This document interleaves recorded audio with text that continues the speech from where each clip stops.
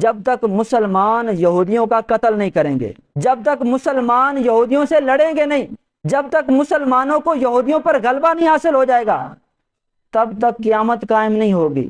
حضور فرماتے ہیں مسلمان یہودیوں کے ساتھ لڑیں گے یہاں تک کہ یہودیوں پر زمین تنگ ہو جائے گی، اور جو بچے کچے یہودی ہوں گے ان میں سے کوئی یہودی درخت کے پیچھے چھپے گا، کوئی دیوار پتھر کے پیچھے چھپے گا، اللہ پاک ان درختوں کو، ان پتھروں کو بھی زبان دے گا، بولنے کی طاقت دے گا، اور وہ پتھر بول کر کہے گا اے اللہ کے بندے، اے مسلمان میرے پیچھے دیکھ یہودی چھپا ہوا ہے۔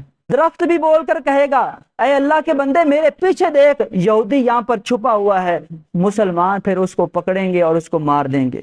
ہاں، ایک درخت ایسا ہے جو مسلمان کو نہیں بتائے گا۔ حضور فرماتے ہیں غرقد نامی درخت، یہ درخت جب اس کے پیچھے یہودی چھپے گا تو یہ مسلمان کو نہیں بتائے گا کہ میرے پیچھے یہودی چھپا ہوا ہے۔ تو حضور فرماتے ہیں غرقد درخت یہ یہودیوں کا درخت ہے، اس لیے یہ یہودیوں کو اپنے پیچھے جو ہے وہ پناہ دے گا اور مسلمانوں کو نہیں بتائے گا۔